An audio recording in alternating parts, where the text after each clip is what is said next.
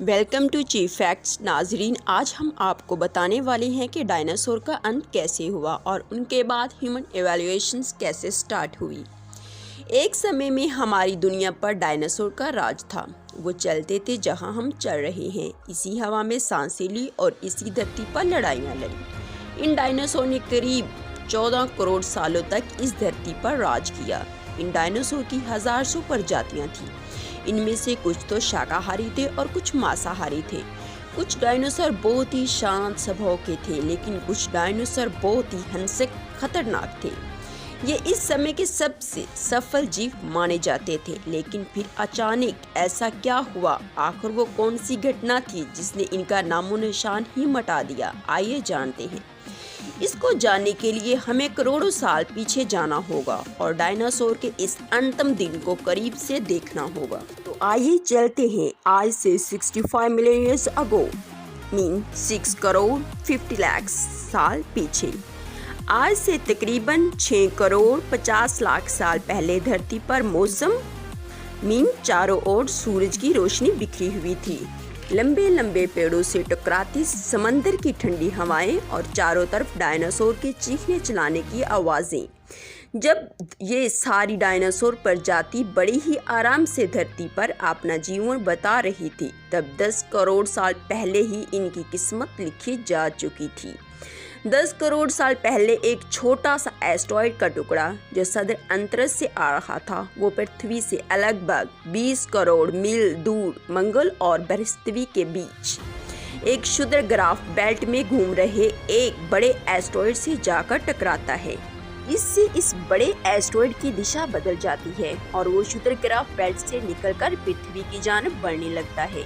जब ये एस्टेरॉयड पृथ्वी से 3,84,000 किलोमीटर की दूरी पर था, तो शायद धरती से डायनासोर का खात्मा ना होता, बजाय इसके कि एस्टेरॉयड चांद से टकराता। मगर ये चांद के बहुत नज़दीक से गुजर गया। 40 किलोमीटर के व्यास वाला ये 2 ट्रिलियन मैट्रिक टन एस्टेरॉयड धरती की जानब बढ़ रहा था। ये एस्टेरॉयड जब पृथ्वी के वातावरण के संपर्क में आया तो इसकी रफ्तार 70,000 किलोमीटर फी घंटा होगी और पृथ्वी के वायुमंडल में घुसते ही एक भयानक आग के गोले में बदल गया। ये इतनी रफ्तार से धरती की जानब बढ़ रहा था कि सिर्फ 4 मिनट ने इस अटलांटिक ओशन को पार कर लिया। इसकी चमक इतनी भयानक थी कि डायनासोर इस आग के गोले को देखते ही आंधे हो गए।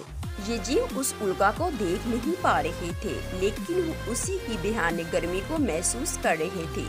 कुछ ही वक्त में ये एस्टेरॉयड मैक्सिको के नज़दीक एक खाड़ी से टकराता है और लगभग 35,000 डिग्री सेल्सियस ऊंचे वाला एक भयानक विस्फोट होता है।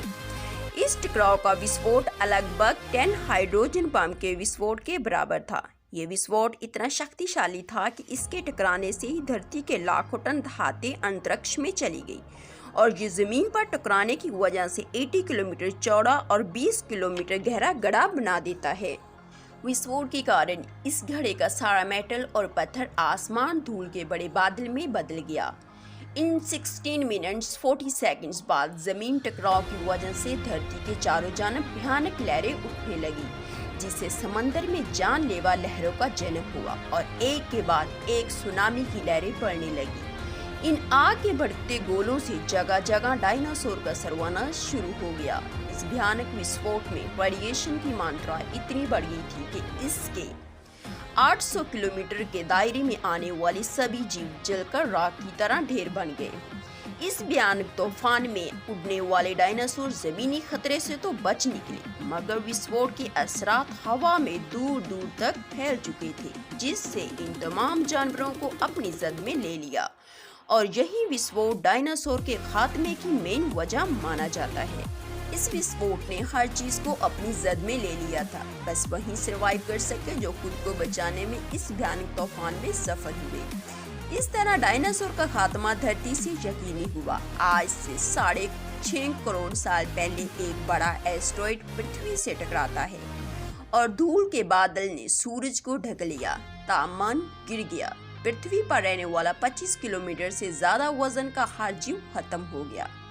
डायनासोर का खात्मा हो गया। डायनासोर का अंत एक नई प्रजाति को सामने लेकर आया। ये प्रजाति थी मैमल्स की। उन्होंने खुद को इस भयानक तूफान से बचा लिया था और जमीन के अंदर चले गए थे खुद को बचाने के लिए और सरवाइव करने के लिए। जिंदा रहने के लिए उन्होंने सब कुछ छाना शुरू कर दिया और कुछ अरसा के बाद धरती फिर से आबाद हो गई और नई प्रजातियां सामने आने लगी और इनमें से एक बंदर जैसी प्रजाति थी। और वक्त गुजरने के साथ साथ सीधे चलने वाली बंदर की प्रजाति जन्म लेती है।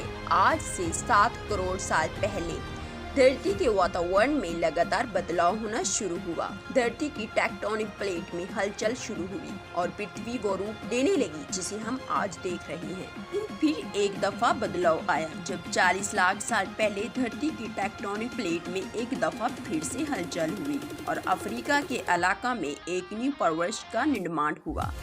ये परवश नरखला थी ईस्ट अफ्रीकन ड्रिफ्ट वैली। इस हलचल ने यहाँ की मानसून हवाओं को बुरी तरह से मुतासर किया और इस वजह से यहाँ के जंगलों में बारिश आना बंद हो गई और उन्हीं जंगलों में रहते थे द ग्रेट एप्स। ये हैं हमारे काफी दूर के रिश्तेदार, हमारे ये पूर्वज कहलाते हैं, जिनको पायरोला भी बोला जाता है। हमारे ये परिवार की शुरुआत उन्हीं ग्रेट एप्स से होती है, यानी पायरोला।